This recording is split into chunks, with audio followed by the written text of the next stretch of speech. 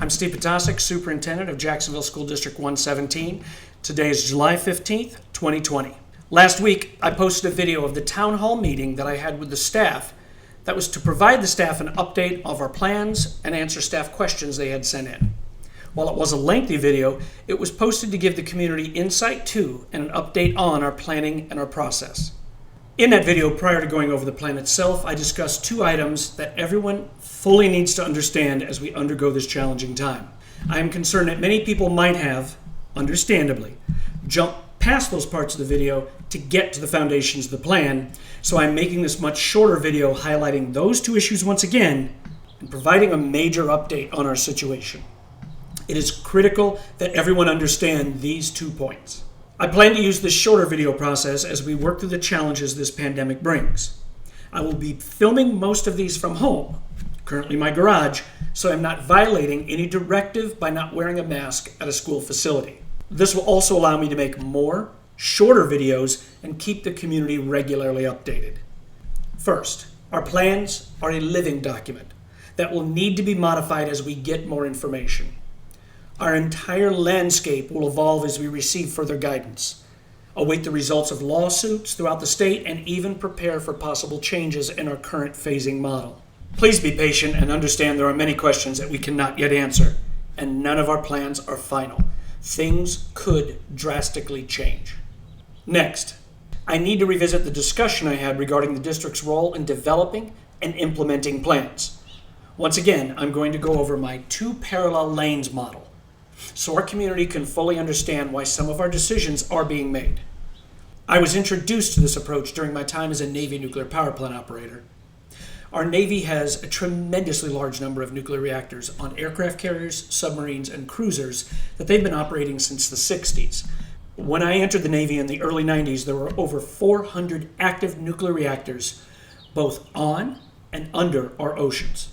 The Navy has not had one serious nuclear incident, even with substantially more hours of operating reactors than the civilian world. Navy nuclear power is extremely safe. Why? Because the Navy system breaks down responsibility into 2 separate lanes. The first lane is for the research experts that develop the reactors, test the reactors, and then establish the procedures that, if followed, ensure reactor safety. The second lane is for the operators. We spend years training on how to properly implement the procedures designed by the research and design experts. Both groups, acting together as parallel lanes, ensure the reactor remains safe. The best way we, as operators, were instructed to fulfill our role was, as our supervisors told us, to CYA. Cover your hiney. The number one way we could get in trouble was if we did not follow procedures, and this could result in serious trouble. But if we focused on following the book to the letter, we not only kept ourselves out of trouble, we kept the reactors safe. Both lanes, when working together, took us to the same place. This is how we will approach planning for the upcoming year. Our job is not to develop procedures or guidelines. We are not epidemiologists or infectious disease specialists. No one working for this district or on the school board is an expert on how to keep people safe during a pandemic. I want to further highlight that the job of providing the expertise necessary to develop procedures and guidelines to keep people safe does not fall on our local health department. There are 102 counties in Illinois. The vast majority of them have their own health departments. There are not over 90 separate infectious disease experts throughout the state. Our local health department has its area of expertise and does a wonderful job in fulfilling those duties. But developing guidelines for a pandemic, that's not their duty. They're in our lane of implementation. I also want to clarify something I said in last week's video. I have too often erroneously grouped the Illinois State Board of Education in with the expert lane, the development lane. ISBE is a group of educators. They're not experts on COVID. They're not the group that should be responsible for making our guidelines. Schools, county health departments, and the ISBE have the role of following procedures and guidelines. This is our lane. The Illinois Department of Public Health is our state's experts in making the guidelines. They have the capacity to work with the CDC, medical specialists, and other experts to develop the protocols designed to maximize our safety during this crisis. The school guidance documents we are receiving are developed in a partnership between the ISBE and the IDPH.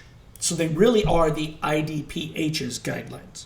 We will view all guidance from the IDPH as mandates, not as recommendations. This will not only help ensure our students' safety, but will help limit the district's legal liability during this most likely upcoming litigious environment. This is our version of CYA. There have been multiple lawsuits filed around the state, and I expect more to happen. We can't even get state and federal experts to seem to come to an agreement. So JSD117 must follow guidelines to protect our students and staff from the disease and our taxpayers from a potentially substantially adverse impact on the district. As stated in last week's video, insurance companies are not covering pandemics.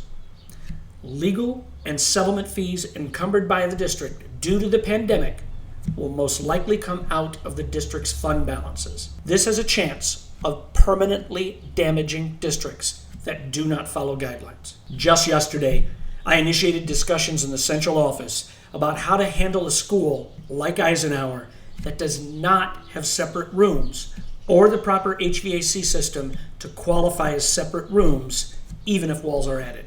At this time, under this guidance, only 50 total students and staff are allowed in the main area of Eisenhower at one time. We will ask the IDPH to make a ruling on our ability to utilize the entire Eisenhower building, but we must be prepared for the possibility that access to the school will be severely limited. If this becomes the case, this will have a substantial impact throughout the entire district. But we need to adapt and evolve as necessary. Once again, I will provide more of these shorter updates as we learn more information. I hope to keep each as short as possible with a limit of 15 minutes and a goal of around 7 to 8 minutes each. I want to provide more messages with less information each time. I hope that will keep people watching and keep them informed. Given situations such as the Eisenhower limitations, recent rulings on IHSA, and an increasing rate of infections throughout the nation, please do not view last week's video as a final bullet point plan. Thank you for the volume of support both myself and my staff has received through both emails and social media posts.